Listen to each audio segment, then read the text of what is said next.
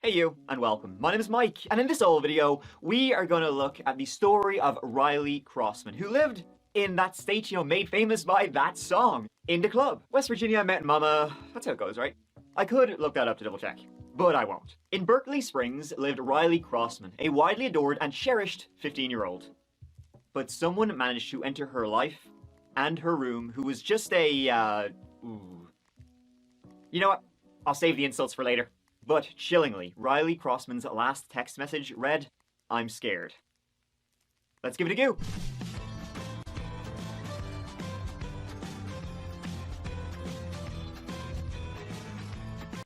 So the setting for this whole video is Berkeley Springs. WV, baby! It's right on the border of both Maryland and Pennsylvania, and is home to less than 1,000 people. I mean, like a lot less than 1,000 people. It's pretty gosh darn small, excuse my language. It's an old town, been around since before America was, and is an artistic place to be. It's also home to the Berkeley Springs International Water Tasting, if you can believe that. Truly mind-blowing stuff. Yep, it's water alright, and that is where Riley Crossman was born, lived, and growed up. Riley was born on December 22nd, 2003, and as a teen was a dancer, a singer, an artist. She was everything you'd want your teenage daughter to be. She was dating a classmate of hers, a guy named Hayden, and had been for about 8 months. They were mad about each other, and he was well liked by Riley's family also. Now Riley was the oldest in her family. She had one little sister and 2 little brothers, and would split her time between her parents' homes, Lance Crossman and Chantel Oakley. They had divorced, but it was amicable enough, and the family would only grow larger as new people entered the fray. Riley lived mainly with her mother Chantel, her 2 younger brothers, and her mother's new boyfriend, Andy McCauley. So that takes us to May 8th, 2009. A 911 call was made to the Morgan County Police Department Sheriff's Office to say that Riley Crossman was missing. And so officers arrived at 15 Greenway Drive, Berkeley Springs, to follow up on the report of a missing juvenile.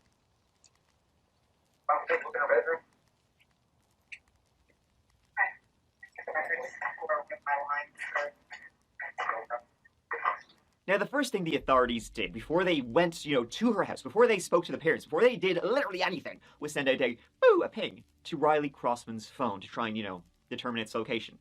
And what did they get? They got nothing. Her phone, dead. And so it was the next morning, the day after, the 911 call was made, that the police officers, they rocked up to Riley Crossman's house. And they left it kind of so long, for like a good few hours between the call being made and them showing up to speak to the parents because, teenagers disappear all the time, right? There's always you always hear stories about teenage runaways and with their little bindles and doing this and that and these and those. But this time, things were looking different. And they began to really say, okay, we really need to look into this. Well, one, you got a juvenile who's missing, and 2, Lance Crossman, Riley's father, he went to the police himself and said, I was at the house, I was in her bedroom. It looks like there could have been a struggle. Her TV had fallen over. Is it straight back? Is this she said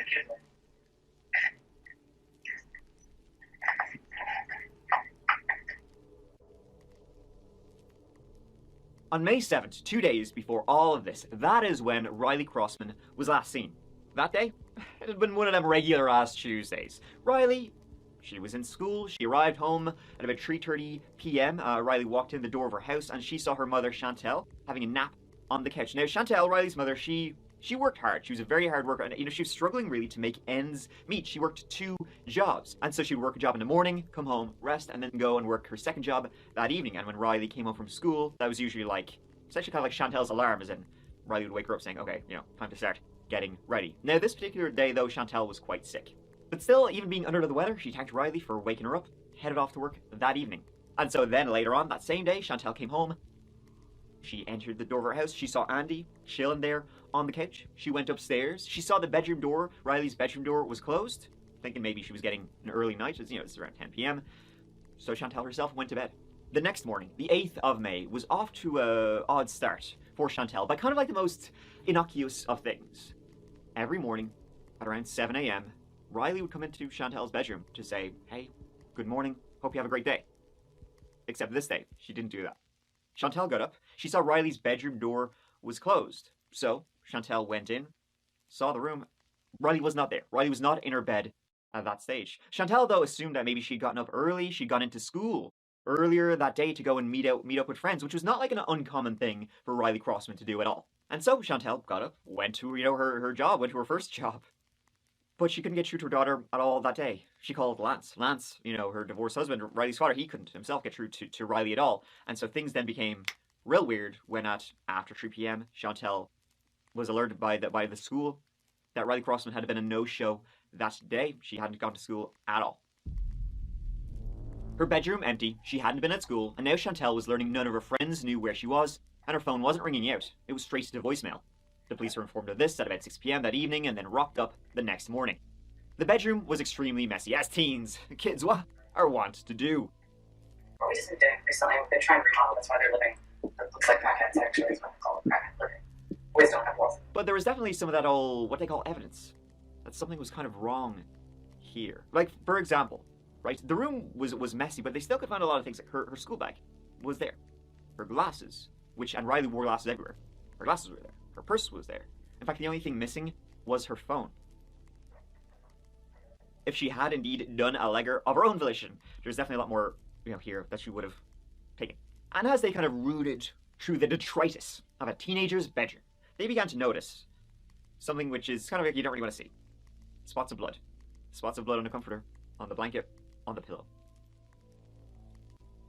But what was even weirder than all of this was Chantal told police that when she'd been in this bedroom previously, the morning when she checked on her to see and she noticed Riley wasn't there and she assumed Riley was gone to school, the bedroom was different now. Someone had been in Riley's room since Chantal first went in and noticed she wasn't there. Things were just not in the way they were. A mirror we have like this, so I came in yesterday morning and I don't remember that being there. I feel like I would have noticed her boat bag still being here, and especially her glasses, because this is not exactly the way it was. I've been in here digging and looking to see if there was a note where that. And you know what? Speaking of like this and that, these and those, you have got to watch your back.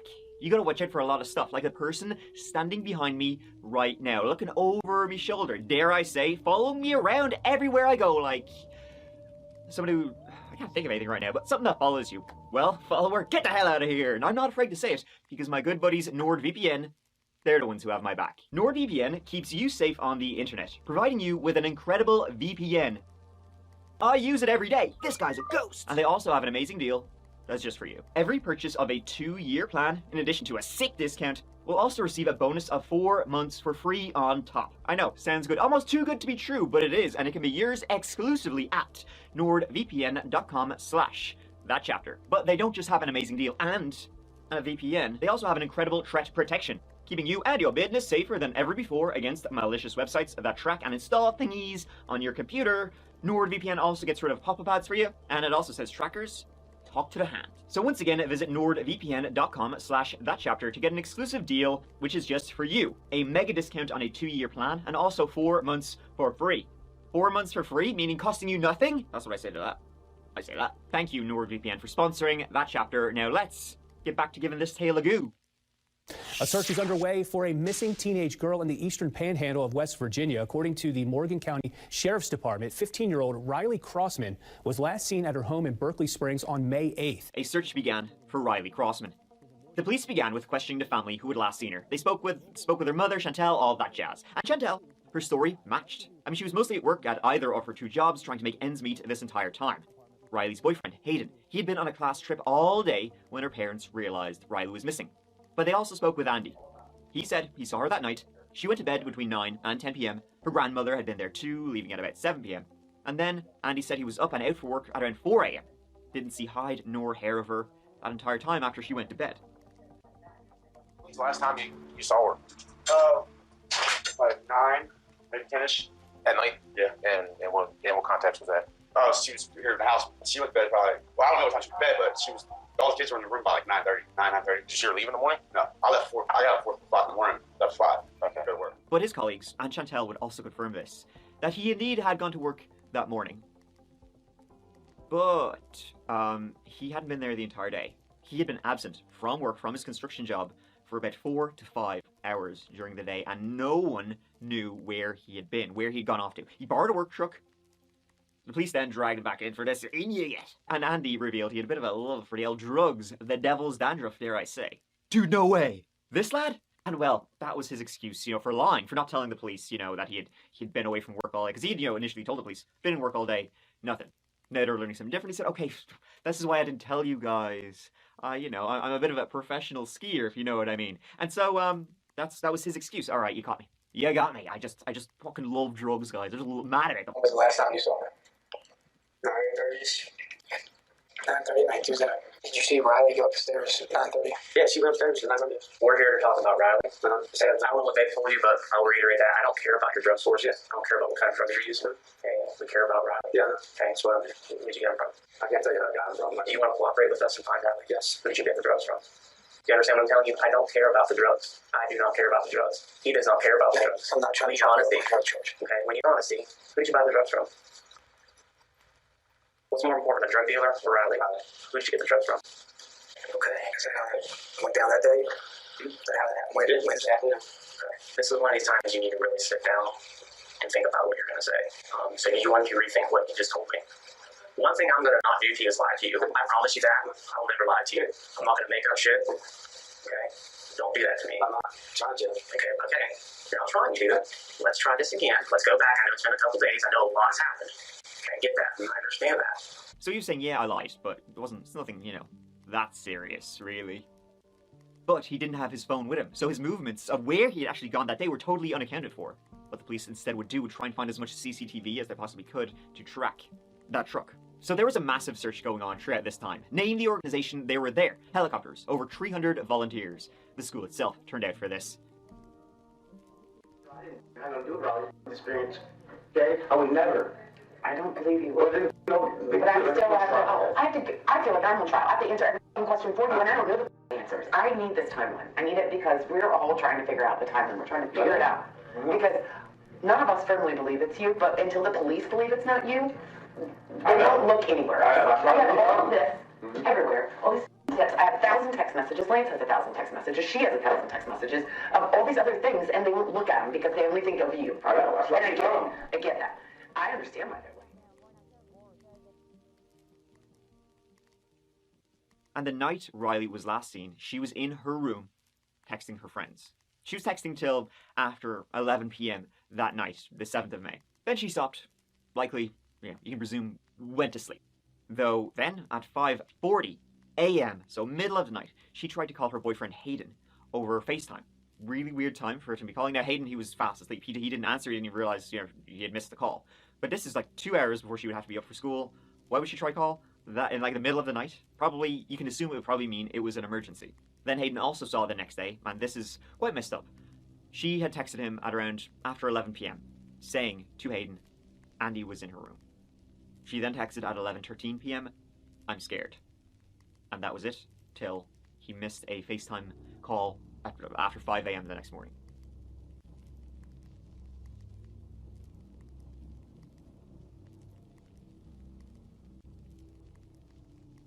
What's weird is that when Riley texted this to Hayden saying she was scared and Andy was in her room, as I said, this was shortly after 11 p.m. Chantel would have been home in the house at this time. She finished work 10:30 p.m. Whatever happened, shit's getting dark. Is there a reason in your mind that you would think that she would tell her boyfriend that she's afraid of you? Something going on that night and you'll get into any sort of argument? Nothing. She FaceTimes her boyfriend all the time. You realize that, right? What if I told you her last text to her boyfriend? We're saying don't talk because she still has to FaceTime one. Andy's in here. I'm afraid. That's what it said. What if I told you that? Honestly, that's crazy. 100%. Honestly, that's crazy. She lives in the same house you're in. Yes. Okay. Besides her boyfriend and mom and her brothers, you probably have the most access to it, right? I guess, if that's what you want to say. Well, I mean, it's true, right? Yeah, okay, yeah. I mean, that's The blood in her room on her pillow was mixed with saliva, and it was confirmed to be Riley's. From the pattern on the pillow, she appeared to have been bleeding from her mouth and nose, and her face had probably been held against the pillow. You got Andy. She says he was in her room and she was scared. Then he mysteriously disappears during the day. The very next day, he's lying like a rug. And a cadaver dog was brought in to give Andy's truck, the work truck he had borrowed that day, a good old sniff. And it done sniffed the shit out of his truck. There had been a body in there. The dogs had no doubt there had been a body in there. So Andy was clearly suspect number one. Every single sign was pointing at Andy McCauley. But where was Riley? They simply aimed the cameras at where he'd been going, following the trail as he drove into more and more remote West Virginia countryside. And following this whole visual trail he left, they found her. They found Riley Crossman 8 days after she disappeared. Sad news out of northern West Virginia, where police say they believe they have found the remains of a missing 15-year-old girl. Riley Crossman was missing for more than a week until the remains were discovered in a remote area near Martinsburg. She was severely decomposed and had been tossed over an embankment. It was dental records which told them it was her. A cause of death was undetermined. She had no bra on and her underwear was ripped. Andy McCauley was arrested and charged with the murder of Riley Crossman. What likely happened? And Andy would plead not guilty, so I guess we will kind of never really know, but what likely happened is that he went into her room that night and he attacked her. I'm guessing he went into her room, they spoke, she got scared, she was texting this to Hayden. Then maybe he came back in then a couple of hours later at 5 a.m. And this time she awoke, she turned on her FaceTime to try and, so that Hayden could listen into what was happening. After all, Hayden only lived half a mile away, but Hayden didn't answer. And then, yeah, he'd been in there, the motive sexual, most likely, and he had suffocated her to death, probably using the pillow to stop her from screaming. Then he hid her body in her bedroom until after Chantel had left that morning, until the house was empty. He went to work in the morning, and he always got a ride to work. Then, at work, he borrowed a truck, drove back to the house, retrieved the body of Riley, and then this big bitch drove out into rural West Virginia. There was also some rumors, and this is totally unconfirmed, that Riley confided in friends that this wasn't the first time he'd gone into a room.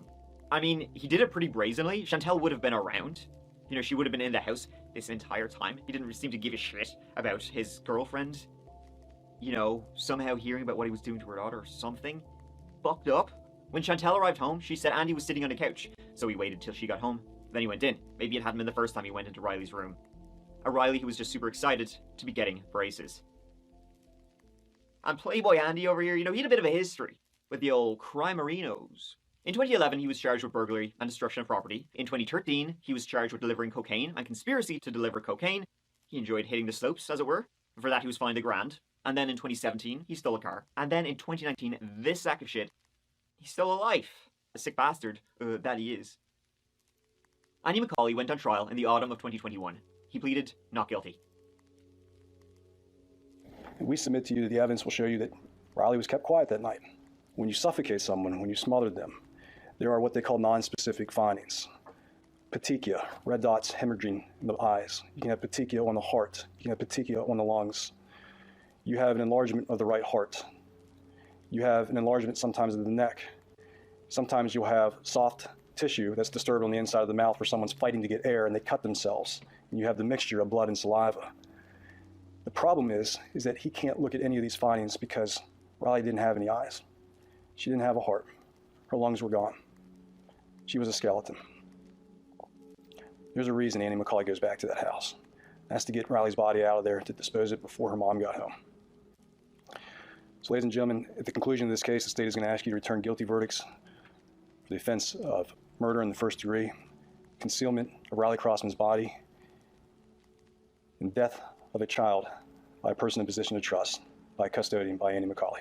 The standard of proof in this case, as a criminal case, is beyond a reasonable doubt.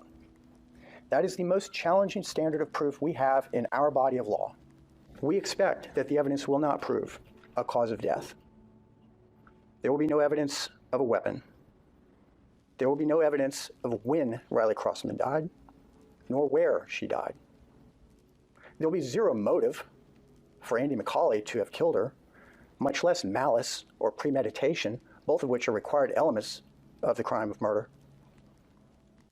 We believe the evidence will further reveal that there were 2 adults in the house and 2 children the last time anyone heard from Riley Crossman in a very tiny house. The evidence will reveal there was a 3rd adult in the house earlier that evening. The state will put on a dog sniff witness who's going to say that her dog alerted to human remains in the back of the work truck. Be very careful about language. Words matter. Human remains is not what you think it is. Human remains is any biological product of a human being, including the used Kleenex that's in the back of your car. We share the horror of this tragic death. We do. But there's a second horror possible, and that would be the unjust conviction of an innocent man. At the end of the trial, the jury found him guilty, and the judge sentenced him to 2 life sentences without the possibility of parole. We, the members of the petit jury, as to the issues joined, find the defendant, Andrew J. McCauley Jr., as follows. Count 1, murder. Guilty of murder in the first degree. As to count... And so ends the case of Riley Crossman. Truly, this case, researching into it and telling you the story, it's very disturbing. It's like definitely one of those cases that this person, it leaves a bad taste in your mouth, even just talking about Andy McCauley. Like, he was such a disgusting sack of shit, really. It's kind of like, cut to the chase here. Sack of shit. Yeah, kind of, like, he was sentenced to 2 life sentences with no possibility of parole. Still kind of got off lightly. Still stuck in air, this asshole. And Riley, beautiful young woman who would have gone on to do amazing things, suffering a very tragic fate. Well, Shanae. I guess, like, the lesson to learn here is, just be careful who you let into your life. Though, I mean, come on. These pictures should have been a dead giveaway. Thank you so much for watching. I really appreciate you being here, watching this old video, very tragic and disturbing one this one was. We'll see about that next one. But until then, next video will be in a couple of days. Always look after each other and yourselves. Always make sure to look after yourself, because